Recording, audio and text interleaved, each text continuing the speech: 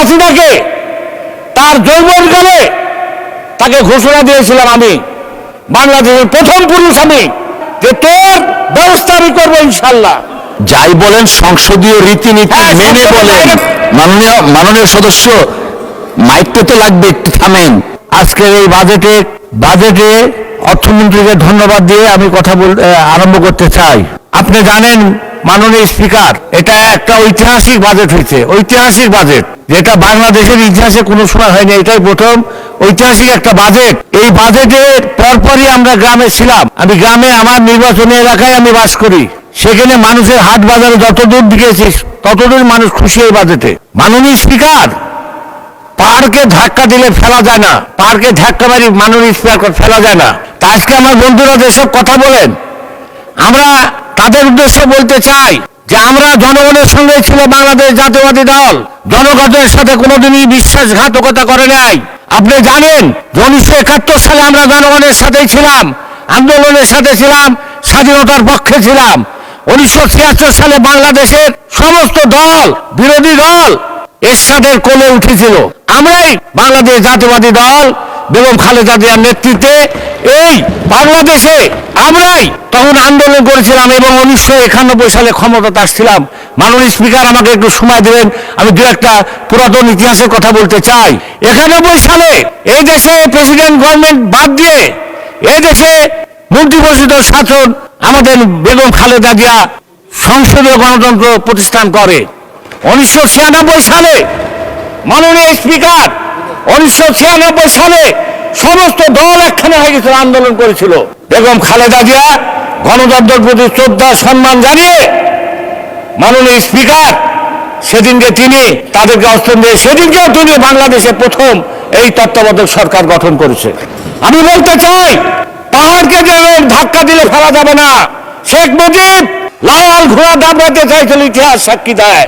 কোথায় শেখ মুজিব আজকে? শেখ হাসিনা অনেক কথা বলেছিলেন এই দেশের মানুষের সাথে, দেখবো দেখা যাবে কোথায় বিএনপি, কোথায় জামাত। আজ শেখ হাসিনা কোথায়? আমরা বিএনপি বাংলাদেশের প্রত্যেকটা আন্দোলনের সংগ্রামে ছিলাম। মানুষের সাথে বিশ্বাসঘাতকতার ইতিহাস আমাদের জানা নাই, আমরা করি নাই। 96 বলেন, 2001 সালে বলেন, 2010 সালে বলেন, 17 সালে বলেন, আমরা কোনোদিন জানি না। বিরোধী দল আজকে আপনারা সমালোচনা করছেন, আমাদেরকে ধাক্কা দিলে আমরা পড়ে যাব, এটা আপনাদের ভুল ধারণা। আপনারা মনে রাখেন, বিএনপি একটা বিশাল দল, এর পিছিয়ে গণগণ আছেন। আপনারা এই ঢাকা ইউনিভার্সিটি যখন ছাত্র শিবির পাস করেছিল, আপনারা যখন চিটাগাঙ্গে পাস করেছিলেন, আপনারা যখন রাজশাহী পাস করেছিলেন, আপনারা ঘোষণা দিয়েছিলেন যে আমরা এবার ক্ষমতায় যাব। যার কারণে সেই ক্ষমতা কোথায় গেল, কি অবস্থা হলো, বাংলাদেশের জনগণ কাকে সমর্থন করলো, ইতিহাস সাক্ষী দিবে, ইতিহাস সাক্ষী দিবে।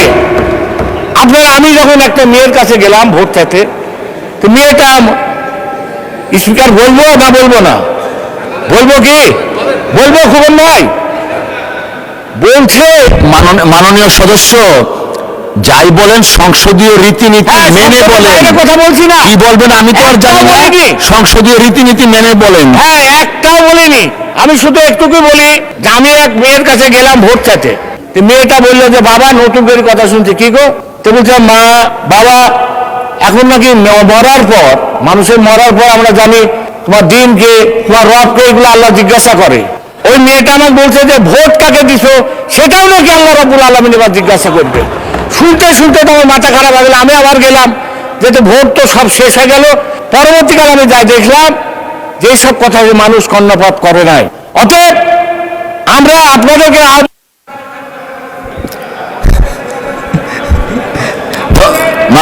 মাননীয় সদস্য, মাইকটা তো লাগবে, একটু থামেন, মাইক চলে গেছে।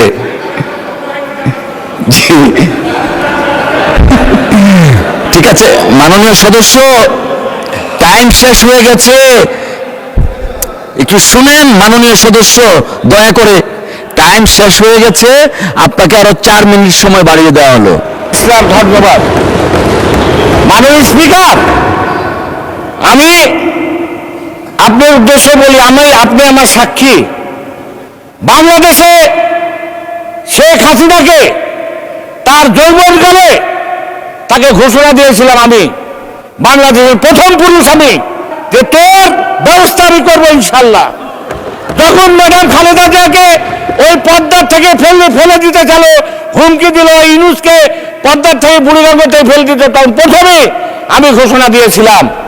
তখনকার আমার স্থানীয় কমিটির সদস্য আপনাদের সেলিনা রহমান সহ জামালপুরে যত ছিল আমাদের বাবু ভাই টাওয়ার সহ, আমি বিভিন্ন থানায় বিভিন্ন জেলায় 28টা জেলায় আমার নামে কেস হলো। আপনার জেলা তো আমার কেস ছিল, সাতক্ষীরা বলেন, সব জায়গায়, ঢাকা বলেন, নোয়াখালী বলেন, কোনো জায়গায় বাদ ছিল না, মুন্সিগঞ্জ সব জায়গায় আমার নামে কেস ছিল। সেটা কিন্তু আমরা ভয় করিনি শেখ হাসিনাকে। এখন তো ভয় করার প্রশ্নই উঠে না, প্রশ্নই উঠে না।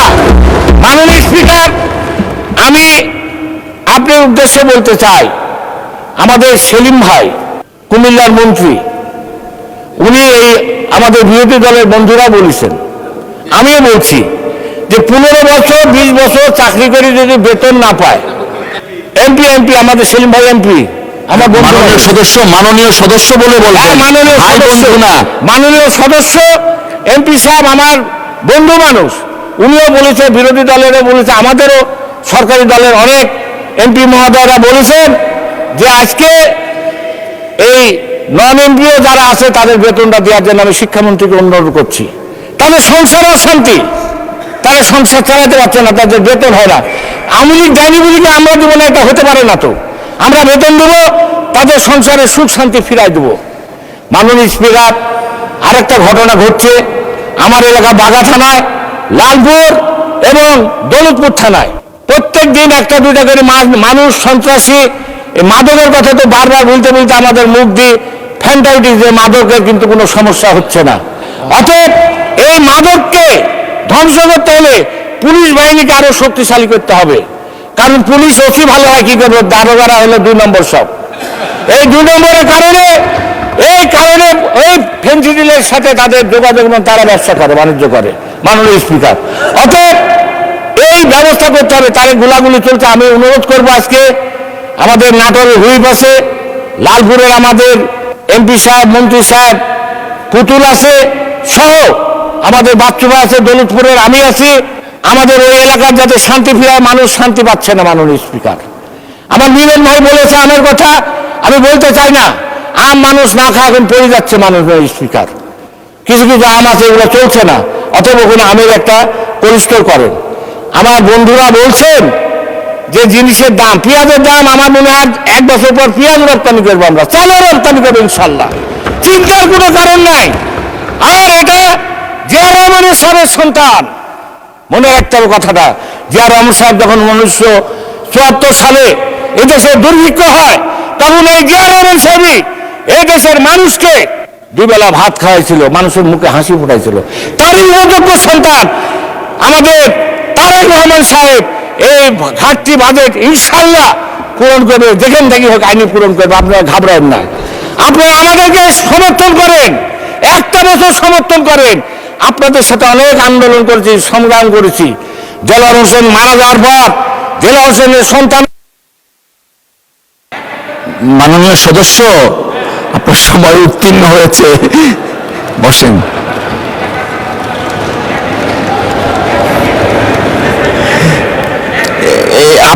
আপনি অনেক জনপ্রিয়, ডান বাম মধ্য সব জায়গায় চাচ্ছে। ঠিক আছে, 2 মিনিটের মধ্যে শেষ করেন, 2 মিনিট। আচ্ছা, ভূমিমন্ত্রী নাই, ইন্ডিয়া থেকে যে লোকগুলো আসছে ভারত থেকে, তাদের জমি আজ পর্যন্ত রেজিস্ট্রেশন হয়নি, এখন পর্যন্ত রেজিস্ট্রেশন হয়নি। এই জমিগুলো রেজিস্ট্রেশন করার আপনার মাধ্যমে ভূমিমন্ত্রীকে খুব তাড়াতাড়ি যাতে রেজিস্ট্রি হয়, তার জন্য আমি অনুরোধ করছি। এটা হলো আমার অনুরোধ। এই বিষয়টা অনেক দিন দীর্ঘ হয়ে যাচ্ছে, এটা করবেন। আর আমার এলাকার সারিয়া বলে এক লোক ছিল আপনার মন্ত্রী, তার বিচার কি বাংলাদেশের মাটিতে হবে? হওয়ার সুযোগ আছে? সে লুটেরা, তার বার ছিল একটা পিয়ন, সে হাজার হাজার কোটি টাকার মানুষ থেকে হলো, তার মেল কারখানা এখনো চলছে, তার ব্যবসাটা বাণিজ্য চলছে, তার হসপিটাল করছে। এর বিচার বাংলার মাটিতে করতে হবে, তার ব্যবস্থা করতে হবে। সে রাশিয়া পালায় থাকলে তা খানার ব্যবস্থা করতে হবে। তার দ্বারা আমরা নির্যাতিত, তার কারণে আমার মাকে হারাইছি, আমার বউকে আমি দেখতে পারিনি। অতএব এই বিচার যাতে খুব শীঘ্র হয়, তার ব্যবস্থা করতে মাননীয় স্পিকার। আর আমার আরো কথা ছিল, আপনি সময় দিতে চাচ্ছেন না। হ্যাঁ, একটু বলি মাননীয় স্পিকার, আমি আপনার বলি আমার এলাকার আমের সমস্যা, কৃষি ভূমির সমস্যা, রাস্তাঘাট নাই, এমপি ও শিক্ষকরা রোজ এসে আমার বাড়িতে কাঁদতে চায়, ভাত নাই, কাপড় নাই, বউ আসি পর্যন্ত কামে।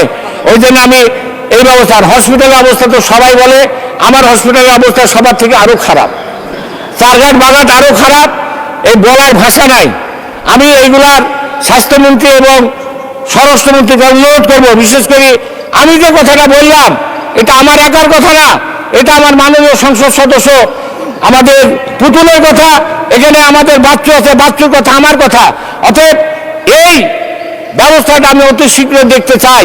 কেন যেন কতটি সন্ত্রাসী আছে বাংলাদেশে, যখন থেকে গুলি করি, মারামারি করি, তারা এইভাবে ব্যবস্থা করে। ধন্যবাদ মাননীয় সদস্য।